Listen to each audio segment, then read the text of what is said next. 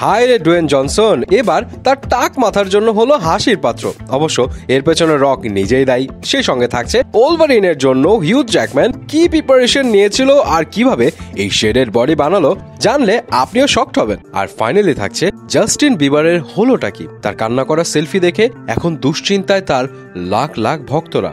প্রথমে আসি হিউজ জ্যাকম্যানের কাছে। আসছে জুলাই 2026-এ যে ডেডপুল 3 রিলিজ পাচ্ছে এটা তো এখন অলরেডি সবারই জানা। আর ডেডপুল 3-তে ওলভারিন অর্থাৎ হিউজ জ্যাকম্যানও আছে, সেটাও এতদিনে পরিষ্কার হয়ে গেছে। কিন্তু ওলভারিন ক্যারেক্টারের জন্য কি পরিমাণ খাটনি করতে হয়েছে হিউজ জ্যাকম্যানকে সেটা অনেকেরই জানা নেই। সেই জানুয়ারি থেকে হিউজ জ্যাকম্যান শুরু করেছেন ডেডপুল 3 এর প্রস্তুতি নেওয়া। আর প্রস্তুতি মানে খাওয়া দাওয়া করে আবারও ওলভারিনের বডিতে ফিরে আসা। শুনতে যতটা সহজ মনে হয় ব্যাপারটা কিন্তু অতটা সহজ না।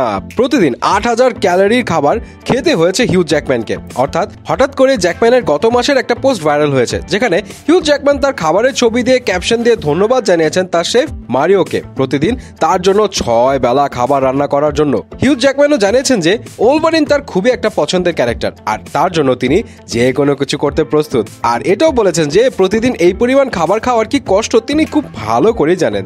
তারপরেও হিউজ জ্যাকম্যান কোনোভাবে স্টেরয়েড নিয়ে মাসল বানাতে রাজি নন, সবকিছু চাই তার ন্যাচারাল। আর এর আগে যে হিউজ জ্যাকম্যান স্কিন ক্যান্সারে ভুগেছেন সেটা তো অনেকেই জানেন। 2023 সালে তিনি পুরোপুরি সুস্থ হন। যাই হোক, এখন অপেক্ষার পালা 26 জুলাইয়ের। ফাইনালি দেখা যাবে হিউজ জ্যাকম্যানের এই সুপার ট্রান্সফরমেশন। এইদিকে মার্ভেলের যে কোনো মুভির সিকুয়েল ভালোভাবে বুঝতে হলে যে কারোর জন্য আগের সিকুয়েল দেখাটা একটা ম্যান্ডেটরি কাজ। কিন্তু ডেডপুল 3 এর ডিরেক্টর শন লেভি জানান রায়ান রেনল্ডস আর হিউজ জ্যাকম্যানের ফাটাফাটি অ্যাকশন উপভোগ করার জন্য শুধু হলে গেলেই চলবে। আগের কোনো সিকুয়েল দেখে আসার কোনো দরকার নেই, সবাই হলে বসে মুভির সাথে কানেক্ট করতে পারবেন। সো যারা এতদিন এই ব্যাপার নিয়ে টেনশনে ছিলেন তারা নিশ্চিন্তে মুভি দেখতে পারেন। এইদিকে আবার Dwayne Johnson AKA the rock, তাকে নিয়ে হচ্ছে চরম হাসাহাসি। রিসেন্টলি রক লঞ্চ করেছে মেন স্কিন কেয়ার লাইন যার নাম দিয়েছেন পাপা তুই। তবে যেটা নিয়ে হাসাহাসি হচ্ছে সেটা হলো শ্যাম্পু। এই পাপা তুই ব্র্যান্ড একটা শ্যাম্পু রিলিজ করেছে, কিন্তু এই শ্যাম্পুর অ্যাডে দেওয়া হয়েছে রকের ছবি।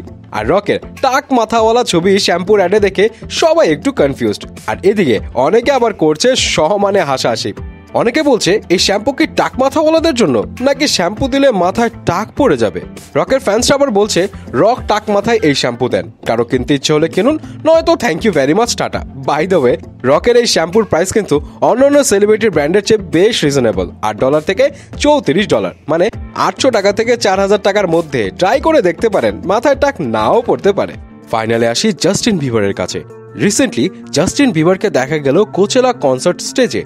অনেকে জাস্টিনকে খুব বাহবা দিচ্ছেন এবং এও বলেছেন যে জাস্টিনের জন্য এটা অনেক বড় একটা অ্যাচিভমেন্ট। তবে ওই কনসার্টের কিছু ছবির সাথে জাস্টিন নিজের কিছু সেলফি পোস্ট করেছেন, যা নিয়ে জাস্টিনদের ফ্রেন্ড থেকে শুরু করে লাখ লাখ ফ্যান্সরা খুব দুশ্চিন্তায় পড়ে গেছেন। ওই সেলফিগুলোতে দেখা যাচ্ছে জাস্টিন কাঁদছেন, চোখ দিয়ে গড়িয়ে পড়ছে জল। এর আগেও কিন্তু জাস্টিন বেশ কিছুদিন অসুস্থ ছিল, অনেকদিন ভুগেছেন ডিপ্রেশনে। ছোটবেলা থেকে এত জনপ্রিয়তার কারণে অনেকেরই ধারণা যে হলিউডের খারাপ দিকগুলো জাস্টিনকে দেখতে হয়েছে। যাই হোক, হঠাৎ করে জাস্টিনকে এই কন্ডিশনে দেখে অনেকেরই প্রশ্ন, আবার কি হলো জাস্টিন বিবারের। অনেকে বলছে জাস্টিনকে আরো শক্ত হতে, খারাপ সময় চলে যাবে। তবে জাস্টিন এখনো নিজে থেকে এ ব্যাপারে কিছুই জানাননি। আপনাদের কি মনে হয় কি হতে পারে জাস্টিন বিবারের?